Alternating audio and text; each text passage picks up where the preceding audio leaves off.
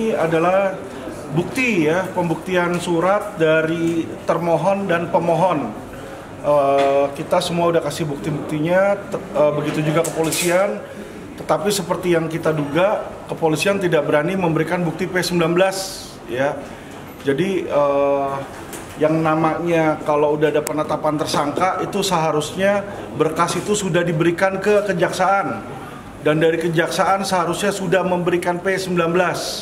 Nah, ketika P19 dikembalikan, mereka ada waktu 2 minggu. Nah, mereka yang menerima surat tersebut secara resmi pastinya penyidik yang dikasih oleh kejaksaan. Ya, kita sebagai tersangka tidak diberikan di situ, tapi karena kita memiliki hubungan baik dengan jaksa dan penyidik, kami tahu adanya surat tersebut. Nah, tapi mereka menyembunyikan alat bukti ya.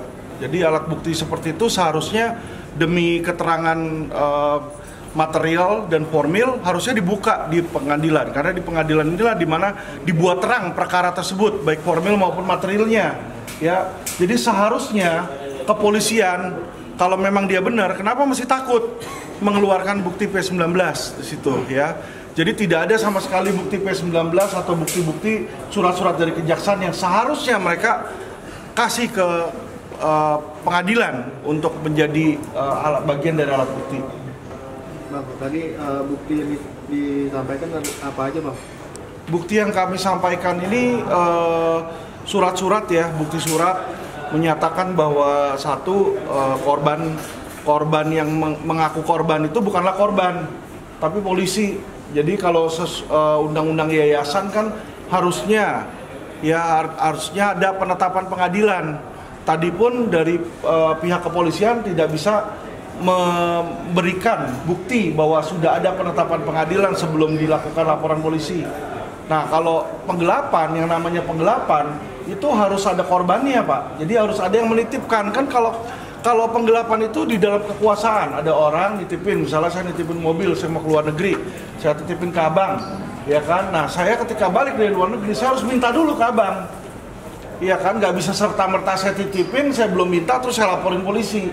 Nah, inilah yang terjadi kesewenangan di dalam formilnya, yang menurut kami ini sebuah kesalahan besar. Ya, polisi apa haknya? Tidak ada barang dia, tidak ada barang milik si polisi tersebut di yayasan pesantren kami di situ kan. Jadi otomatis apa yang mau diminta, apa yang digelapkan, bukan uang dia digelapkan, nggak ada barang-barang dia ya yang menjadi milik dia sebagian atau seluruhnya, nggak ada di situ. Ya, kalau mereka permasalahkan ada bantuan dana yang namanya sumbangan, Pak, ya di mana-mana yang namanya sumbangan. Kalau kita nyumbangin ke orang, uang itu sudah bukan milik si penyumbang lagi, udah jadi milik si yayasan. Ya dong, kalau namanya nyumbang, saya nyumbang misalnya ke gereja, saya nyumbang kan harus ikhlas. Ketika saya kasih, masa saya minta balik?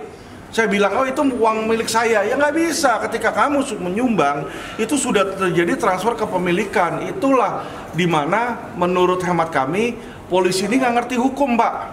Gitu loh, dia nggak ngerti hukum. Dia tidak bisa membedakan antara sumbangan yang mana sudah terjadi transfer kepemilikan ya dengan menitipkan.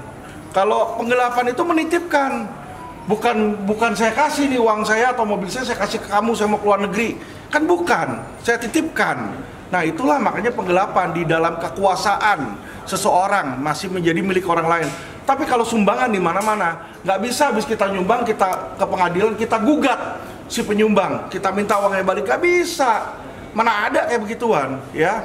Jadi ini hal-hal penting yang dimana dari pihak kepolisian tidak bisa membuktikan bahwa hal tersebut adalah milik si pelapor, ya kan? Kalau memang dia bilang kita menggelapkan sebagian atau seluruhnya milik si pelapor, buktinya mana itu uang dia? Nggak ada, karena dia bukan penyumbang. Kalau dari tadi bukti kayak banyak banget, Bang, berapa halaman tuh, Bang? Oh, banyak itu tadi. Berapa tuh? Ya, terutama kalau dari kepolisian kan BAP, Pak. BAP saksi, BAP ahli. Ya, walaupun BAP-nya banyak, tetapi keterangan saksi dan keterangan ahli itu saya baca tadi tidak ada yang mengetahui kejadian perkara, Pak. Itu yang paling utama. Jadi alhasil kayak misalnya saya dituduhkan membunuh orang, diperiksalah 10 orang, tapi 10 orang itu tidak mendengar, tidak melihat, tidak mengetahui. Itu yang terjadi. Jadi ketika saya baca pertanyaannya itu apakah Anda mengetahui ini uang dari yayasan beralih ke Panji Gumilang? Jawabannya tidak tahu. Kalau nggak tahu ya bukan saksi namanya. Ya keterangan, betul itu keterangan. Tapi keterangan bukan keterangan saksi sebagaimana tercantum pada pasal 184 KUHP. Di situ ya. Kalau pasal 184 jelas.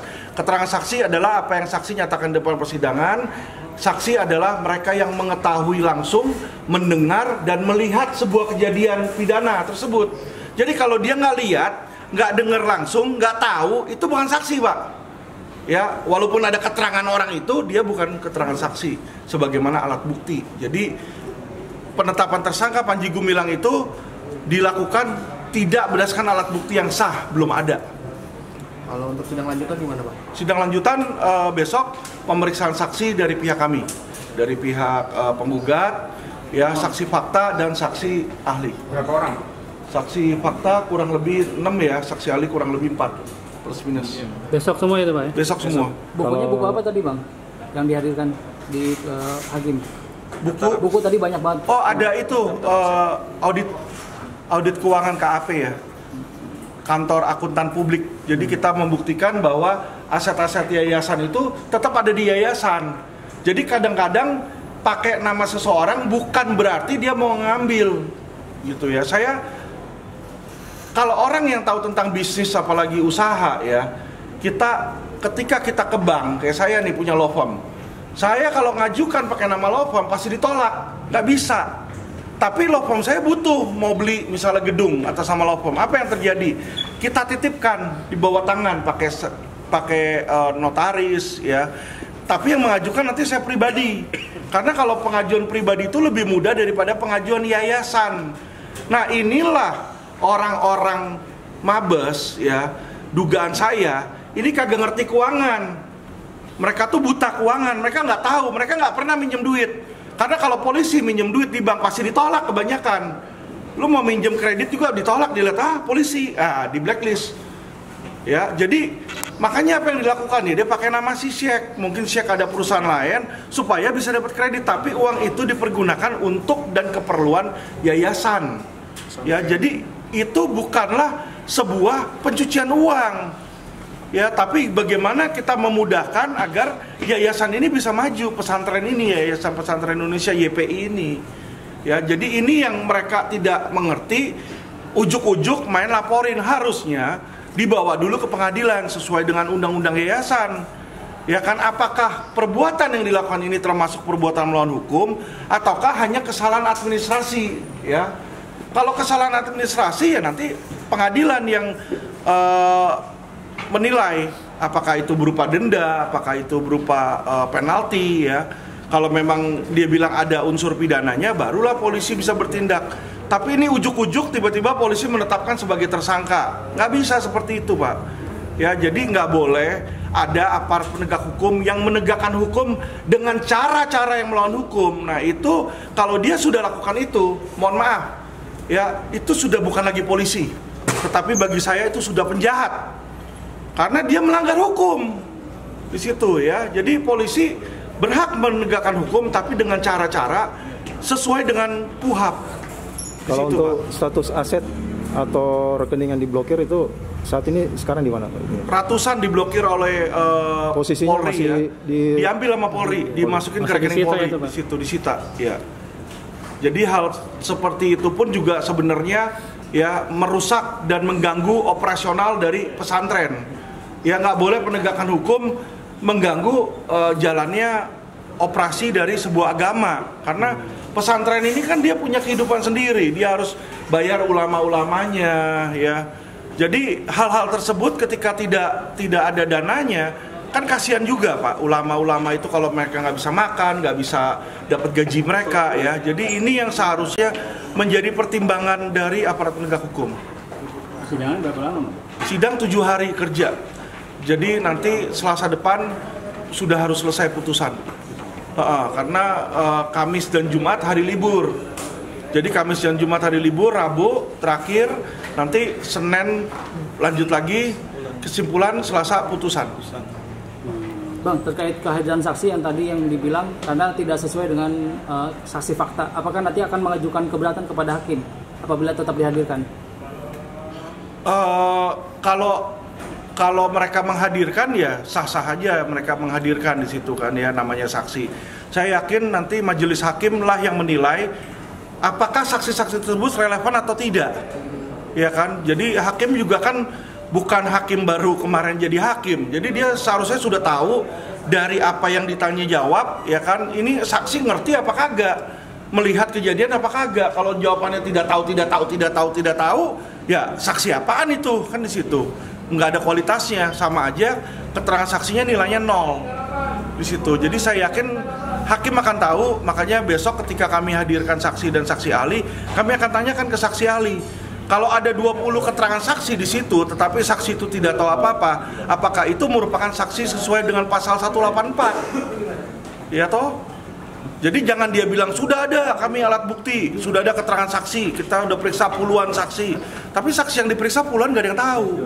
Kan berarti sebenarnya keterangan saksinya masih 0. Itu yang kami mau cantumkan. Dan juga mereka tidak punya keterangan ahli. Hari ini terbongkar bahwa mereka menetapkan tersangka pada Panji Gumilang di bulan November 2023. Tetapi ahli baru diperiksa April 2024. Bagaimana kamu menetapkan orang sebagai tersangka dulu? Alat buktinya belakangan. Harusnya kan ada alat bukti dulu, 2 keterangan saksi, keterangan ahli, barulah menetapkan orang sebagai tersangka. Ya, jadi tadi dengan dia memberikan bukti keterangan ahli, terlihat tuh tanggalnya. Tanggal 2 April baru diperiksa ketika kami sudah mengajukan pra peradilan. Dia tahu nggak ada keterangan ahli, baru buru-buru dia bikin. Tapi orang udah jadiin TSK dulu, kan nggak bisa. Ya, jadi secara formil cacat karena penetapan tersangka itu belum cukup alat bukti. Itu, Pak. Silakan. Tambahan, jadi begini, namanya sumbangan kepada pesantren itu kan tidak terikat dan orang itu menyumbang secara ikhlas.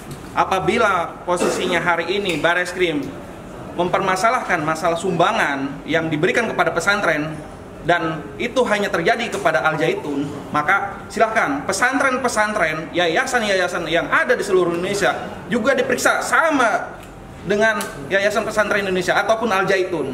Itu karena memang mau itu namanya pesantren itu sosial agama gitu. Mereka harus menghidupi santrinya, harus menghidupi ustadz-ustadznya, ustadahnya, dan itu harus ya mereka mendapatkan itu dari sumbangan. Maka hal wajar apabila pesantren itu mendapatkan sumbangan. Kalau hari ini ada bahasa bahwa pesantren itu melanggar hukum karena menerima sumbangan, ya silakan pesantren seluruh Indonesia mohon diperiksa juga sama dengan Ma'had Al Zaitun. Itu menurut saya. Betul. Sebelumnya udah ada, Pak, yang diperiksa pesantren? Tidak ada, hanya pesantren Al Zaitun yang hari ini permasalahkan dan Syekh Panji Gumilang menjadi tersangka, Pak. Namun bukti-bukti yang ada menyatakan tatkala pra peradilan hari ini ahli saja yang disebutkan sudah memeriksa ahli baru April ini baru diperiksa. Bagaimana 2 alat bukti tadi? Jadi yang kami inginkan maksud rekan saya adalah adanya equality before the law. Ya, kalau memang polisi mau mencari-cari ya kan kesalahan administrasi dan dibikin itu seolah-olah TPPU, ya seharusnya jangan Al Zaitun aja. Ya berapa banyak di luar yayasan-yayasan agama lainnya, baik itu Islam maupun itu Katolik maupun itu Kristen. Ya Kristen banyak itu kok yang beli gedung uang dari perpuluhan, beli gedung gereja pakai nama pendetanya. Banyak yang ke saya berantem di situ. Kenapa tidak pernah diproses? Ya yang menjadi pertanyaan saya di situ kan.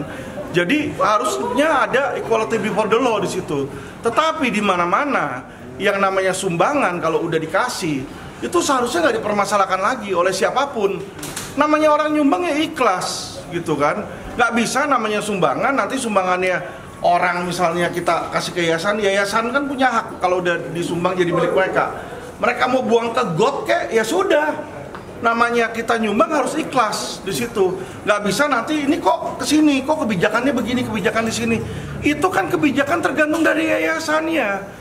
Yayasan punya pengurus, ya makanya disitulah ada hukum-hukum yang berlaku. Nggak bisa sembarangan polisi tiba-tiba mau kuculuk-kuculuk, mau menjadi badan super power, apa juga dia mau urus. Ya itu yang nggak boleh, Pak.